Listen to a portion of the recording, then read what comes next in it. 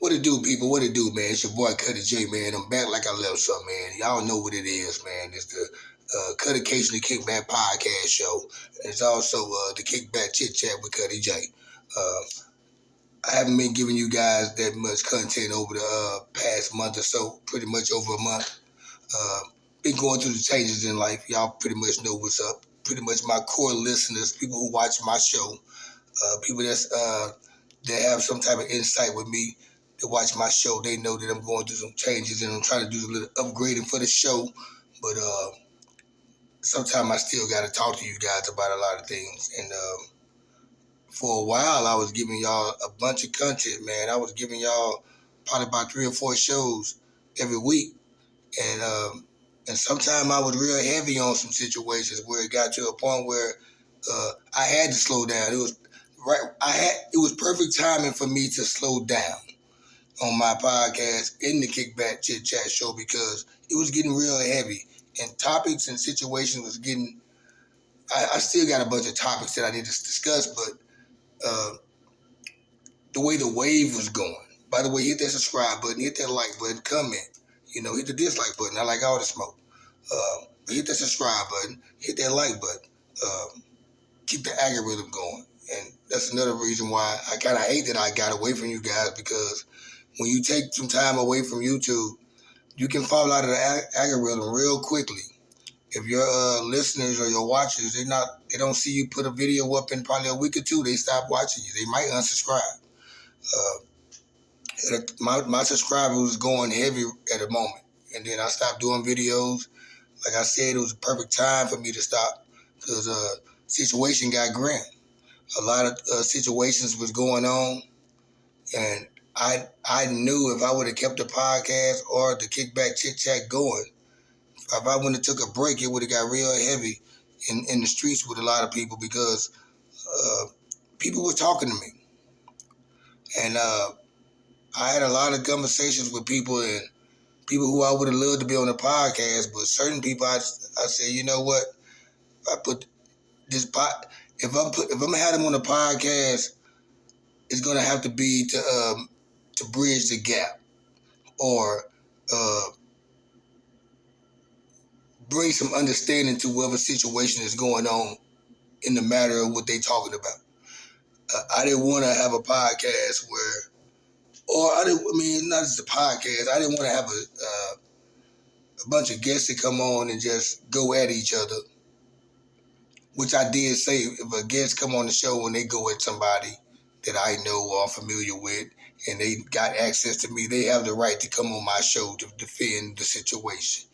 But I also looked at the fact, that's not why I do the podcast. My podcast is strictly for me to recognize the guests, for me to showcase the guests, let them cater to whatever they have to give to you guys. Whatever product they have, whether they are artists, they are stylists, they are artists, they're activists, they're entrepreneur. I use that show is for me to show love. And we can talk about the bullshit too. Now, it used to be a time my podcast was kind of grimy and greedy like that, even when I had guests on the show. But when I got the Kickback Chit Chat, why have the Kickback Chit Chat is the bad guy of my channel. That's the show that I do where I discuss relevant topics and I give my perspective, my objective perspective on the situation in a non-biased way. Like, I don't take no sides. It can be what's wrong was wrong and what's right is right. And I speak on how I feel about something. And that's the show that I have where I probably make enemies or make friends. So, with that being said, it's no way I can have a podcast where I'm creating beef and enemies with each other and have this Kickback Chit Chat where I might say some stuff because how I feel about a certain situation, it might bring beef to me. And then on top of that, me being in the middle of the beef that can happen on these people that are at each other or don't have the understanding with each other, I get caught up in the middle of that too. it'll be my fault at the end of the day. So I had to put a pause on that shit. I had to, they would have been great interviews too. Good shows. I'm talking about, it would have been like, people like, man, you need that interview. Fuck it, people want to see the debating and the arguing and all that shit right there, and the tension and shit like that. But certain circumstances made me like, nah, I can't interview this person because of this person. The relationship I have with this person, it won't be right for me to interview this person and have them on the show. It's disrespect. It doesn't show loyalty for me. And that's what people don't understand. I'm still caught up in between, I can't have nobody on my podcast that I know that's going to probably come on there and talk shit about my homeboys or somebody I'm cool with or somebody I grew up with. I don't want to be a part of that. Now, if somebody come on my show and speak about somebody that I know and I'm cool with and I like and I'm not aware of the situation, that so be it. But most of the time when I know I'm aware of what could happen and it can be said, I'd rather not have that show. And a lot of people are like, say, man, that's what we want. I say, y'all want that shit. But at the end of the day, if something to happen bad to whoever, me or whoever on the show, what you gonna say then? Oh, he shouldn't have did that shit. That's what he get, man, for having that shit, stirring up that shit. So I try to keep the coast clear. Now, I hold myself accountable for shit, not nobody else. That's why I got the Kickback Chit Chat, because whatever I say on the Kickback Chit Chat, I'm going to stand on it because it's me. The podcast is pretty much for the guests to show y'all who they are because y'all know what my personality is. I try to not do too much talking on interviews no more because I got the kickback.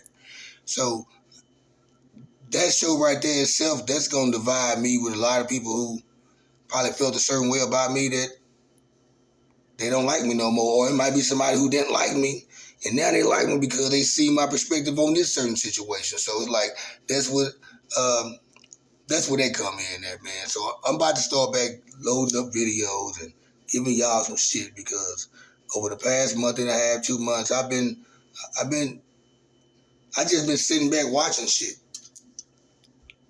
I'm already a people watcher. When I go out to restaurants, I'm in a bar somewhere, even if I'm in a familiar spot, I'm watching everybody that goes in and goes out, and I'm looking at everything. I'm looking at conversations that'll be. Sometimes I'm looking so hard at a group of people, I can hear the conversation from distance away because I'm looking so hard, or I can catch the wave, not on purpose, but I'm just out and I'm looking. But what I noticed, I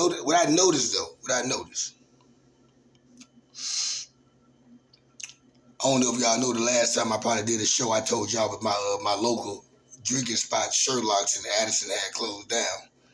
And that's where we all met up at. Anybody meet up there, we all, it's kind of like Cheers, the show Cheers, where everybody knows your name. So when that place shut down, everybody, Sherlock shut down, we all, I know me, at least me, I'm looking for that spot that I want to have a destination to go to whenever I want to meet up with somebody or take somebody to a cool spot, even though I got my other points. But I want to find a definite spot that I go to more, that you liable to see me there more than anything, like I was at Sherlock's. But what I've noticed, though, I've been going to this new spot right here by the Galleria Mall. It's called Shakerton's. Nice little spot, they got nice little deals, they got a bunch of little deals to bring guests in. Cool environment, nice music, high rises built on top of it, 8 feet tall, 8 floors tall, mixed crowd. But I've been noticing though, I see a lot of women sitting up in there. A lot of women sitting at the bar. They be by themselves. And like I make it my business to go up in Shakerton's probably about 3 nights out the week. I haven't filled up in there like on a Friday or Saturday night. They say it's really lit on Fridays and Saturdays, but on the weekday it's lit too. Weeknights, it's a LSU and a Raiders bar. Uh, I've been up in there doing those times when the Raiders was playing or when LSU was playing. You got all the fans there, but just the regular environment that comes up in there throughout the week, it's a lot of single women that comes in there. I see them sitting at the bar. They on their phones, they eating, they drinking, they little the Trulies or whatever. They drinking something fruity, and they by themselves. And I'm sitting there wondering, well, there's a lot of women I started to see by themselves. Now these other bars I go to, like at back even at Sherlock's or Logie's or Quarter Bar or Stadium or Sidecar Social, Stare, Fedora. All these spots around here, it's a bunch of spots. They're just a few. When I see a woman, they always with a guy or they with a group of women. But these are a lot of women who I've been noticing they've been by themselves, chilling by themselves. Some of them I had conversations with, talk to them. Coming to find out, most everybody that comes up in there at late night, because it closes at 2. The late night crowd pretty much that comes up in there, they live upstairs in the high rises. So they get away from the apartment for probably about a few hours, go down there. They live by themselves. They don't have a man. It might be some couples that live up there, but I've been noticing it's a lot of women, they've been by themselves. And like, damn, these women, I mean, to live in these apartments, I know they have to, they make some money, especially if they live by themselves. These are not no bullshit apartments. They at least $2,000 a month for a 1-bedroom. And the fact where it's at anyway, that just makes it even better. But these women by themselves, and I'm like, why are these women by themselves? I mean, I'm seeing a lot of women by themselves. And they are in a great mood. They are happy. They cool. You go to them and talk to them. They have a conversation with you. It's no malice. It's no like, get away from me. It's no like they think you're trying to get at them. They love the company. And this is how I got insight on what's going on because, I make conversations some kind of way. Somebody will say something to me eventually because they'll see people talking to me. And once people hear my voice, it catches their attention because I got a distinctive voice. And people, they like, hey, well, and that conversation goes. That's pretty much how it flows. But on the other hand, too, besides me seeing that with those women by themselves are great, happy, in a good mood. In a great mood. Majority, they friendly, having good conversations. They open. Then on another clock, I could be in another region or area, and the industry I'm in, I see people all day, every day. I talk to people all day. I mean, I make drinks. I'm a bartender, so I catch all kind of personalities and vibes throughout my day, every day. I read people real good. I know who's on some bullshit, and I know who's on some cool, genuine shit. I've been doing it for a long time, so I'm aware of the bullshit and the good shit. But what I noticed though, there you have this side of women that are it's like they mad at themselves. You get them to come to the bar or whatever, and you speak to them. They talk to you with their head down. They tell you what they want with their head down, and then like, hey, can I get a glass of water? Can I get? And when they do talk to you with their head up, it's with aggression with their hand.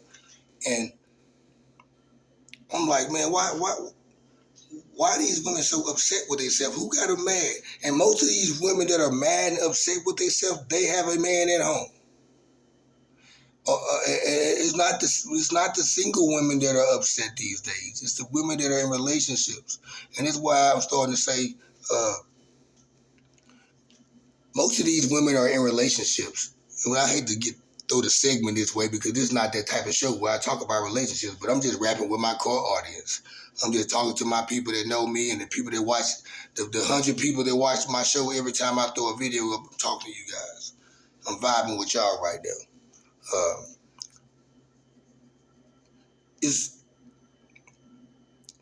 women, they know damn well they should not be. Women can do things by themselves. It's at a point in life now where they don't really need a man, but they want a man. And when they want a man, it's like it ends up being a man they don't want because something changes somewhere, or something that just doesn't match with how it was when you first met that person or what you seen in that person. Uh, but women choose to be in a relationship because they don't want to be by themselves. They don't want to be lonely. I know a lot of females. I got homegirls that are single, and they the most lovely and happiest and bubbly females I know. Just because they don't have a dude that they got to worry about cheating on them, or the finances are not right, or he's not having sex with them the time he need to be having sex with them. Those are the most coolest women. Um, it's a lot of people that are single that are happy like me. It takes some obligations off your back because I feel like if first of all, if you're gonna be in a relationship with somebody, y'all gotta really match with each other head on. It ain't just, you know, you agree with each other during the orientation and the fucking interview, and then down the line you start seeing differences, the things that y'all don't have no same in, and you got it kind of showers away. But I think that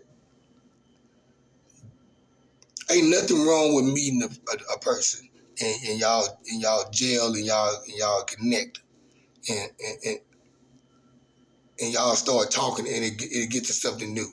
But at the same time, though, if you people out there just trying to be in a relationship just to be in a relationship, that's you in it for the wrong thing.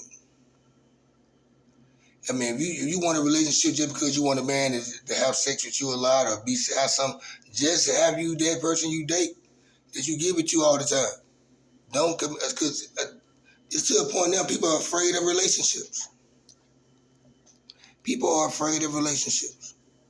I mean, it's a lot. It takes a lot to maintain a relationship, man. But enough about relationship. I'm just happy to talk to you guys, man. I'm letting y'all know, man, I'm coming back with this shit, man. I've been seeing a lot of crazy shit going on. Just a lot of crazy shit, man, in this music shit, man. It's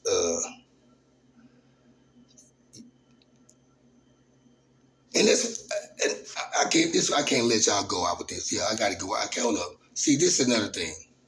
I know that this is what I really wanted to talk to you guys about. And that's what I hate that I got off my YouTube channel.